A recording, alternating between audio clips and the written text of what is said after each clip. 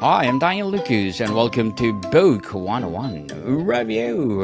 Book 101 is all about the books that I read for the last 40 years. And today I have my special guest.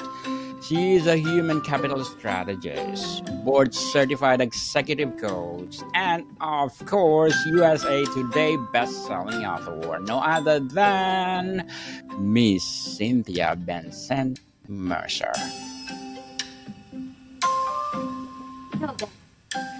Yes, welcome to Book 101, Miss Cynthia. And can you please introduce more about yourself?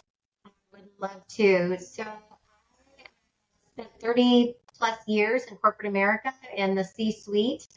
And now I have the privilege and honor of working with women and men, high performing, high achieving individuals that are looking to identify their professional next aspirational goal and helping them to reach that. And I work with CEOs and organizations to find and retain top talent. Yes, and congratulations, Miss Cynthia, for sharing your knowledge and wisdom to the world through your books, through your advocacy, through your business. And let's talk about human capital investment. Why is framing talent development as a strategic investment rather than just a cost or HR function crucial for gaining a true competitive edge in today's market? Yeah, I think that so often leaders and CEOs, traditionally we think about the people that serve in the organization as an expense, and of course they are, but there's also an expense in bricks and mortar, an expense in technology, et cetera. The one appreciating asset is human capital when you have the right people in the right spots. And so as we flip the narrative and really begin to think about the people and the human capital they bring to our business every day, to the extent that we can make certain that we are building that with the same rigor as we would a financial portfolio, we start to yield competitive advantage because no one else is doing it quite like that, or very few. And we retain these incredible, talented people, which allows us to both expand and grow, but also be agile when times are difficult. How does your six-step strategy fundamental differ from conventional talent management or training programs? So the six-step strategy, it's a financial model. So I basically took a framework that's used in investment funds. How do you think about evaluating your financial portfolio? How do you think about diversifying your portfolio? How do you rebalance a portfolio when perhaps it's not performing? If we take that same rigor and discipline and apply that to how we think about the human capital that individuals are showing up with every day, it gives us a more strategic lens in which we're doing that through. And so it moves us from trying to make everybody good at everything and instead really looking at the uniqueness that each person brings and then going double down in terms of investing in their strengths and retaining those human capital assets. Miss Cynthia or Dr. Cynthia, can you share a compelling example, perhaps from research or a case study, demonstrating how focused human capital investment strategy directly translated into measurable competitive advantage for an organization?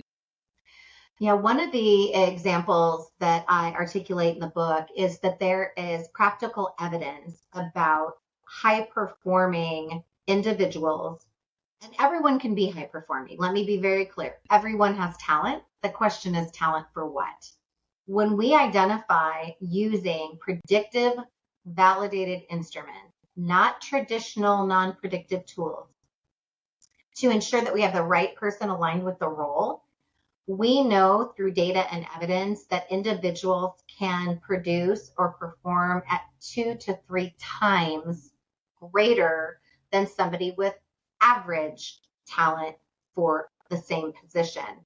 So it really becomes a force multiplier. When you get that person that's so directly aligned with the attributes that are necessary to be successful, they're going to outperform in margin.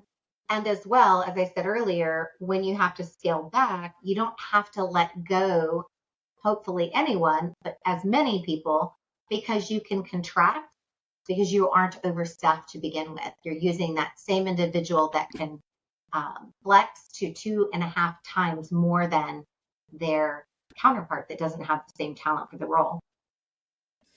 How do you define and identify potential within organization in a way that's actionable and avoids bias, going beyond just current performance or pedigree? Yeah. So one of the things that unfortunately a lot of organizations do, I would say the vast majority, is we rely on a lot of old mechanisms or filters to decide if we think somebody has potential. So we look at things like years of experience, or maybe we don't say it out loud, but we consider age. That person may be too young to have enough experience, or that person may be too mature to have the energy. We make these assumptions based on information that has very limited predictive validity that's been proven over and over in the Hunter and Hunter model and other research-based evidence. So what I recommend and what we recommend through the human capital investment strategy is that you look at potential through a predictive instrument. There are many out there. It's important that you choose one that is scalable, that the organization meets your culture, that it's priced competitively for what you're willing to spend.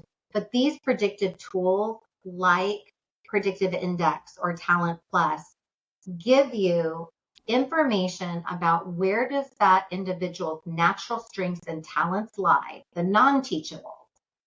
And then we know what kind of potential we're dealing with and how much we can continue to create exponential success.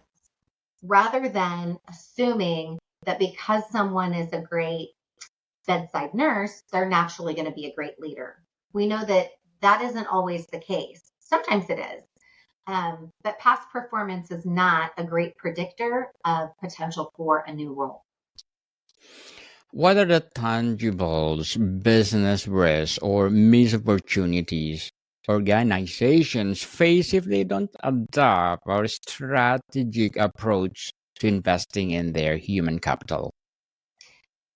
Daniel, I think there's two things. One is that is when you have very high attrition, right? So when you don't have people well aligned, the difference between a financial portfolio is that your financial assets can't walk. Human capital can decide, I don't feel invested in. I don't feel that I'm well aligned to the role. I don't feel that I'm getting enough what I need from my boss. Human capital, people can take their human capital and choose to take it elsewhere. So the big difference is when you're not making those investments, when you're not being mindful of the importance of this, is attrition. People leave and go someplace else. They go to your competitor with their big talent and all of their human capital. That's number one. The second thing that is a risk is you risk diversification. Because what happens is when we use traditional methods solely, we tend to hire more people that look and think a lot like us. We don't look beyond what's right in front of us. And we're looking at arbitrary measures that not everyone is going to comply with. So if I have a job advertisement for a Fortune 500 company, a CEO position, and you have to have gone to an Ivy League school, you have to have been in a C-suite role for 10 to 15 years in the tech industry, right? We've just shrunk the pool down to predominantly white men. Where if we say, let's use validated predictive criteria we can now widen the pool because we know that that 10 to 15 years of experience on its own does not necessarily predict future performance. And so we can start to take away some of the arbitrary criteria, which does two things. It diversifies our talent portfolio. And it also, we know through study after study, leads to greater greater innovation, greater collaboration, and frankly, stronger bottom line results.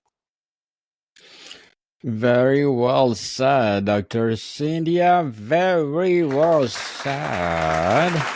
Beautifully articulated. What are the critical questions leaders must ask to accurately diagnose their current human capital state and ensure alignment with the specific business goals before investing? So one of the very early things I talk about in human capital investment strategy is to do a portfolio evaluation. And you literally do that evaluation or assessment person by person. And you're looking at two things. On the y-axis, you're looking at performance based on skill, knowledge, demonstrated, measurable results, things quantitatively that you would be measuring to assess performance. On the x-axis, you're looking at natural talent. You're looking at the non-teachable. Does the job require you to be creative or strategic or detail-oriented? The things that we can't teach, but we can develop.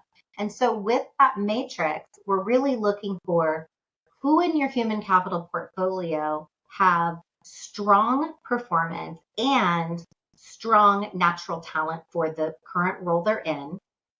Who in your portfolio has maybe their performance isn't quite up yet to their potential because they're new in the role or they haven't had the time in the job. That's your high potential, the people that have the talent to do great things, but they still need more seasoning, more time. And then there's the folks that they're performing in spite of the fact that maybe they don't have as much natural potential for the role. Those are the ones we really have to question. Are they blocking someone else? Are they a role player where they're serving a really important role? What is the nature of that performance? And then, of course, that bottom left is not demonstrating talent for role, not performing. And that's where we have to make the difficult decision to have a compassionate bus stop or part ways with those individuals, just as you would if you had a regularly underperforming financial asset. Miss Cynthia or Dr. Cynthia, as a human capitalist strategist, board certified executive coach, and US Today bestselling author, what are your short-term and long-term goals? What are my short and long-term goals? Yes, please. Oh, I love this question, Daniel. That's a good one. I would tell you that my short-term goal, which I started to make some progress on, is launching my first podcast. So yes, yes, I'm excited about that. It's going to be focused on high-performing, ambitious professional women and leaders that love and support them and want to hire more like them. And so name to be determined, but more to come. I'll keep you posted. But my short-term goal is to launch my first podcast.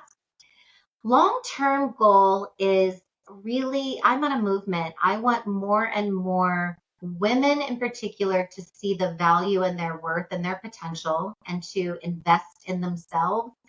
And I want more and more leaders and CEOs to understand that performance and meritocracy are not mutually exclusive. You can have both. And by the way, be incredibly profitable in the meantime. So this is not necessarily an altruistic goal for CEOs. It's really a factor of a business imperative in a competitive environment. Good luck to your goals, Dr. Cynthia, and please do come over and let's talk about your upcoming podcast. And let's empower people all over the world through podcasting. And what will be your piece of advice for those people out there who want to be like you? My greatest piece of advice to every professional, ambitious person that has goals is don't put them off. Start working on your future today. Not when the kids go to school, not when they graduate college, not when your partner gets their dream job. Start working on your future today. And my advice for every leader out there is to start working on her future today. The women Yes. that are on your teams and serving your organizations can be some of your highest performing, dedicated talent, and they may not always raise their hand. So it takes initiative to invite the conversation. Yes, people, let's empower women all over the world. They deserve it to be equal in everything. What makes your six-step framework uniquely powerful compared to other models or philosophies for talent development and human capital management? The biggest differentiator, and I did a lot of research of other models that are out there. I intentionally used a financial framework for two reasons. One, I felt that it would speak the language of business and be relevant to business leaders. It would make sense to business leaders when you use a metaphor or a framework that has a financial connotation. What I think makes human capital investment strategy even more unique is the focus on predictive validity, is the focus on we cannot keep doing what we've been doing for decades and expect a different outcome. And if you look at the data of where the workforce is going, if you look at data around where AI is taking us and where technology is taking us, every leader is going to have to get more innovative around where they're finding talent, where they're sourcing talent, and where they are employing talent.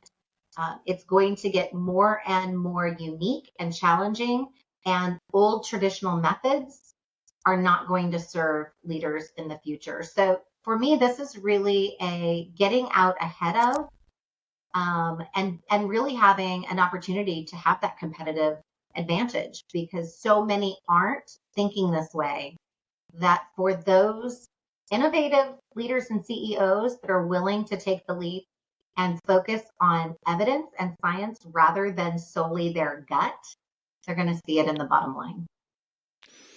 Dr. Cynthia, how does this strategic approach to human capital investment position organizations to thrive amidst ongoing disruptions like AI, remote or hybrid work, and shifting skill demands? That's one of the core concepts, is because again, the traditional models don't work, and where they're working still, they won't work for long. What we know is for so long, people were selected based on skills and knowledge. We can teach skills and knowledge. We can teach someone to memorize something and to understand those things. We can demonstrate and practice and teach skills. AI and technology and all of the world that we're in today really takes a lot of that out of the equation. A lot of the skills and a lot of the knowledge is being done through technology. Well, what does that leave? That leaves natural talent. That leaves the things that we can't teach. It leaves the human in humanity around what we're going to need to bring. Problem solving, compassion, conceptualization, a different degree of creativity that has a layer of authenticity. Those are the things that traditionally we've not hired for, but are the greatest competitive advantage and will be even more so as technology begins to do most of the knowledge and skills. Dr. Cynthia, before we wrap up our discussion for today, I'm inviting you to please do listen to my other podcast, people. My other podcast, because my abstract essay is already in 5th season, abstract poetry in 2nd season, and my book 101 review in 5th season too. Comedy 101 in 2nd season, and my food 101 in its 5th season as well. Geography 101 in 4th season, and my baby podcast Law 101 and Mental Health 101. Love Letters in 4th season, as well as my movie 101 review and music 101 and science 101 and sex 101 in its 1st season. Please listen to them wherever you listen your podcast. Dr. Cynthia, if leaders could take just one immediate action after reading your book to start shifting towards a true human capital investment strategy, what would you recommend it be? I would recommend they do a very deep introspective review of what are their organizational goals and evaluating their current human capital portfolio in a quantitative and qualitative way so that they truly are not using gut as the sole measuring stick, and that they are embedding science and validated assessments into their process. Validated indeed, Dr. Cynthia Bentzen-Mercer. Thank you so much for sharing your knowledge and wisdom to the world. So can you please invite our listeners to support your books, your advocacy, or your business itself? Yes, I would love to hear from you. So you can reach me at Cynthia Bentzen-Mercer.com. CynthiaBentzen-Mercer.com. You can book a free strategy session for a coaching call or consultation. You can also order a pre-sale copy of Human Capital Investment Strategy. If you order in the pre-sale, $2 will go to Able Life, a wonderful nonprofit organization that supports individuals with developmental disabilities. Every book sold, I am personally donating $2 to Able Life. Or you can pick up a copy of Now Near Next, my first book, which is targeted to women who are looking for their aspirational professional needs. Yes, people, let's support Dr. Cynthia Bentzen-Mercer, because if you support her, more and more and more empowering advocacy to come, more and more empowering books to come, and for sure, more and more empowering episode of the upcoming podcast itself. So, Miss Cynthia or Dr. Cynthia, thank you so much for your time. Thank you, Daniel. It was a pleasure. More to come, people. See you soon.